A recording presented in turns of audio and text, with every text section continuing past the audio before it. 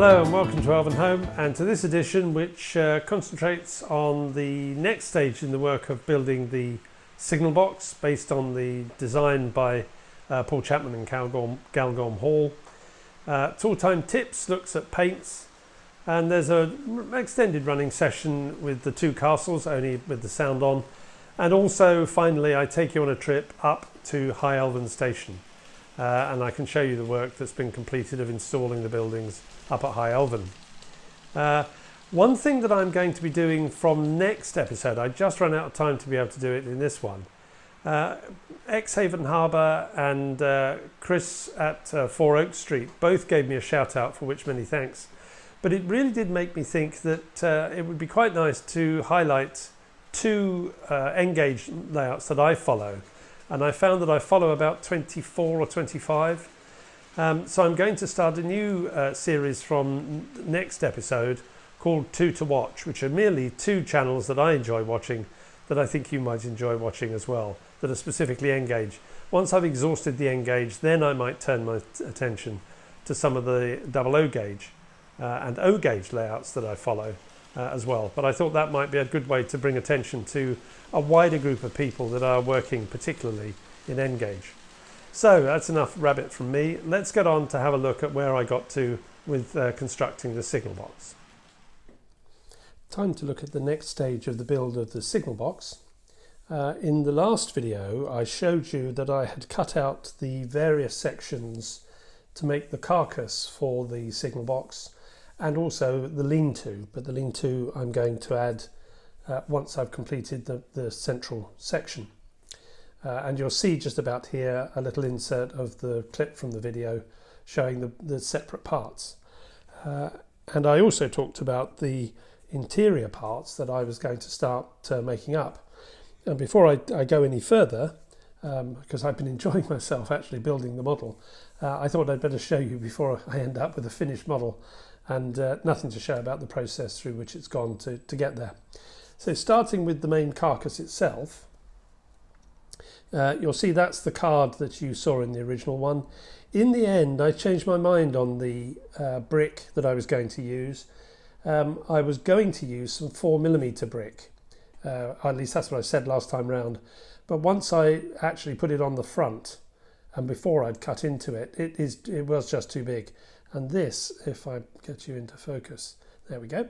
This is the 2mm Slater's card. That's the one I also couldn't remember last time round. And I've painted it first of all just this dark grey, because all the buildings up at High Elven are of course various shades of grey. So I'm going to have a go with a paint effect, which I've tried on a smaller piece, and I only hope this works. I'm then going to paint over this with a lighter grey and use some of the technique that Paul had of dabbing off paint, not wiping it all off, but dabbing it off paint to give me a mottled mix of dark and light grey. And so you can see that's the signal box itself. Inside it's just held with a couple of pieces of card to stop this bowing, and then the brick card has been cut and put on the front, and each of the windows has been fettled so that my little brass windows, which are now painted white, fits perfectly into them. And this is where it's helpful that because I have to bend the end here and it's slightly sprung, these fit in and hold really snugly, which is going to be good. And they look quite good too. So that's that, and that's the windows out the way. The door has been painted up, ready to go in. That's just waiting to be stuck in, and I'll make the lower door, the door for down here, out of a bit of evergreens styrene sheet, and just score some lines in it to give the impression of the door, much the way I did on the school. The floor has been made. If I give it here, this, as you can see, is just white styrene sheet, 1mm styrene sheet, and I've scored in to give the idea of floorboards. This has been only given 2 coats so far. It's still a bit lighter than I'd want it, so I'll probably give this another coat, and then I want to go over it with some weathering powders, and I'm in 2 minds whether to put a gloss coat on top of that, on the basis that the floorboards probably would have been varnished, maybe even painted. But I'll see. I'll see once I get the weathering look on it.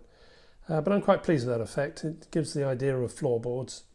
And the bit that's been left at the front is for the lever frame. And there are two side pieces cut out here. If I show you what they're for. The window, because it only has a support at the top, is bowing slightly inwards here at the back. You see that quite well because it doesn't have anything to support it and straighten it out. So when you offer it up here, it fits fine at the top, but it goes in at the bottom. So to get round that, I've cut these pieces of 1mm stripped styrene sheet, which will sit in here and which sit up above, give me a lip just above, which is 1 millimeter deep. If I show you that there. And what that will then mean is that this will sit on the outside of that, and that will push that into shape properly. So there's one for each side, and that means that I need the floor to be able to take this 1 millimeter piece on either side. Those have yet to be painted up. I'll just paint them a little bit at the top black or something. It doesn't really matter because it's an interior detail that you're not really going to see, I think, very much. And that leaves me just something which sent... I ended up with eye ache doing this. When I mentioned that I was going to be using the ratio signal box interior kit, Chris Carter mentioned that it made him shudder because he had memories of doing this kit, and I suspect this was the cause of it. If I bring it up here, try and make sure it's in focus. I think that's in focus. My thumb's in focus, there we go. Which is the lever frame, which is a very fiddly thing, a very, very fiddly thing. The main thing is making sure you've got the levers all the right way round, all the way along, so that the box doesn't look odd. And I think I have, in fact, I'm sure I have. I dare not look too much, because if I've got any of those wrong, it's too bad. You're not going to see this once very much in the box, but you can't have a signal box interior without a lever frame. So that's been painted up and glued together from individual etch pieces. And I've also painted up the signalling equipment that would be in the box.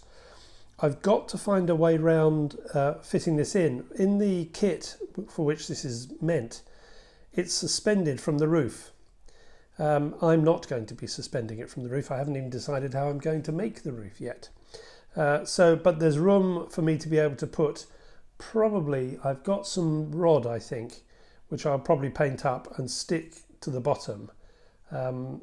Or I might try and hang it off of a bracket from the back of the window. This will probably sit somewhere like this. If I try and get an idea, you can't see anything there. Absolutely hopeless.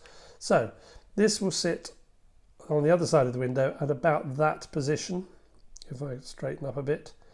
And I think if I put on the back here a piece of square stripped styrene, I've got some 2mm square, I think, then that can just stick on the top and it will look as though it's suspended when in fact it's sitting balanced on a block just behind this central piece. I hope you can see all that. So that's where I am with the signal box. The next thing is to paint this. Back into focus, thank you. And probably I will try and fit most of that stuff, which will just leave me the roof I've got to make yet. And I think I'm going to use the same design as Paul, but I'll see. And then I'll want to start constructing the lean-to. And that will be fairly near us finishing. I've got to put some lights in, but that again is not going to be difficult. I do have some other of the interior furniture to go in the box. And obviously I've got to fit the floor in. So we'll get on with all of that, and then I'll come back to you once I've got to everything on this part of it finished. I think that's the next thing to do. So you can see the box before I start on the lean-to, and the very last thing I'll do, because I think that's also going to be a fiddly job, is make the stairs. So the next time you see this, it'll all be complete apart from its roof.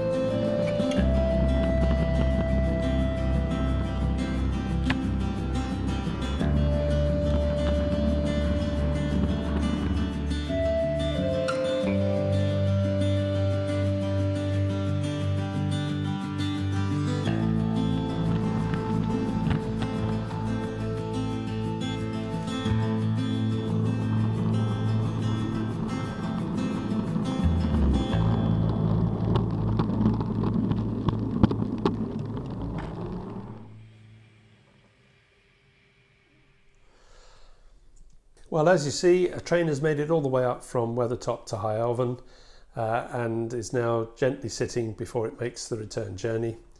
The only building left to go on here is the signal box, which is nearly finished in construction, and that will sit just outside the platform by the point, which is branches off to go to the engine shed from the station. The next thing for me to sit and ponder a little bit more on is the scenic work, because that's the thing I can now turn my mind to. With all of this now done, the track all in and working, touch wood, and all the points and point motors working and all the lights, except one in the goods shed which decided not to work. I don't understand why entirely, but I'm not going to trouble myself too much with that, because actually it gives a look of faded charm that only one light in the goods shed is working properly. At some point I'll send train cam into the goods shed because it looks quite nice. I have already looked in there myself, and it does look quite nice from the track, looking at the goods waiting to be loaded on. So that really completes the work here of building High Elven. I don't think I'd ever thought I'd say that, and this is now a working part of the railway. As I said, the scenic work's got to be done. I have a mind to have something like low relief buildings going down this wall here, but I don't want to use the terraced houses as half relief because I don't think there would be terraces up here, at least not sort of town brick terraces. So I'm looking at various other half relief or low relief buildings. I've acquired one or two things that the newsagents will go in by the station somewhere. And I've also acquired from Farish a half relief public convenience entry, because it occurred to me there are no lavatories anywhere near the station. So we'll put that on, so there's somewhere to make yourself comfortable before you make your journey. But that completes this brief section, just to show you the work of completing that. These two houses are here. One is the post office cafe. Oh, try it the other way around. Post office cafe, which I built a long while ago, which may well find its way up here, just to give me an idea of the size of things. And the other is one of those workers' cottages. I suspect a little village made up of these, sitting up at the railhead here, may work quite well. But again, I'm going to take my time finding the kind of buildings that I want here. I may scratch build them, but then again, there's plenty of things out there that would make it an easier task than scratch building all the buildings up the top. So that's the end of this brief section, and now let's move on to tool time tips.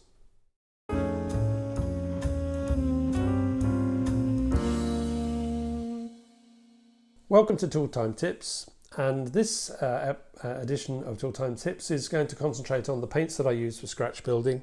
I was asked to do this some months ago, and I said yes, I'll include it in the series. Which paints do I use? Unfortunately, I didn't keep a note of the name of the person that asked me, so I'm very sorry that I can't name check who it was that asked for this to be done, but this is for you, among many others. In front is which I'll get out of the way so I can look at the other things, is a watercolour set. The watercolour set is principally used to darken white edges, mainly on Metcalf kits. Those of you that have built Metcalf kits will know that where the folds are in the card or on the edge of any card that's been cut off, inevitably it's white because it's not part of the printed surface. And Metcalf recommend that you use a very watery watercolour to darken the edges, to take the edge off them, not trying necessarily to paint them exactly the same, but just to remove the bright whiteness. So the watercolour set is used for that, and I have used it on other kits when I've had white edges that needed taking out. Sounds rather aggressive, but if you see what I mean. So that's my watercolour kit, which was donated by my wife from her art materials. So it's a rather grand kit just to be able to take some white edges out. I don't use it more widely for painting things because watercolour is a quite translucent medium. So it doesn't, I don't think it really works very well. And particularly if you're working in card, putting lots of water on card doesn't always end well either. In terms of paints that you see in front of you, the majority of what you see in front of you are acrylics. But I do have some enamel paints, which I use from time to time, partly because the colours may be not possible to be bought as acrylics. The enamels were largely bought to paint the coal stage, which had very specific requirements, particularly of certain colours that were used by the Great Western Railway, light and dark stone.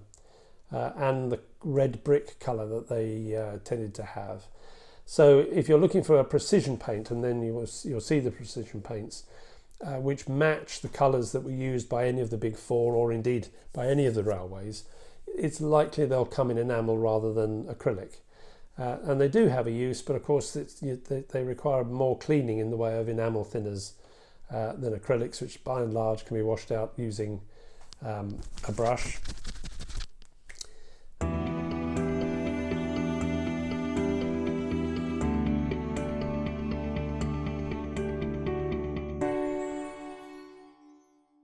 And then going around in order are just Humbrol and Tamiya paints. I started off with Humbrol because that's the ones I remember from my youth doing model kits. But actually I find them a bit thick and gloopy. I'm not a great fan, I have to say. Tamiya I like, but that's quite thin, so you tend to need more than one coat. but they have a nice range of colours. It was Tamiya paint that was bought, and some of it was used on the hotel. Certainly this colour that was the colour that was used for the bulk of the hotel. These are acrylics, which I've just started using more and more, which is Vallejo model colour. They do various types of paint, Vallejo. The dropper bottles are really good, and I've seen that Humbrol, I think, are going over to these dropper bottles, which make them much easier for dispensing just the right amount that you need. And they go on very smoothly, and they're not too thick, which is quite good. In the middle is good old-fashioned paint that you would use for doing a wall. Don't overlook that. Many of us will have used these paint pots for things like painting the baseboards, and one of those goes an amazingly long way and is a really cheap way to get a big area covered. So don't forget the paint pots, particularly as some of the B&Q and the like have their own ranges of very subtle shading of non-primary colours, which may just give you the thing that you want. So don't ignore those. And the final group, which are these ones here, are a Vallejo again, acrylic, but these are artist colours. So these are very thick. But the beauty of these is that they really do allow you, I find these easier if I'm trying to mix my own colours. So for example, flesh tones, when I'm painting people, I will use the Vallejo colours to mix up my my mix of, I'm trying to remember what it is now, red, yellow, principally to give me flesh tones, and then a little bit of white just to lighten it.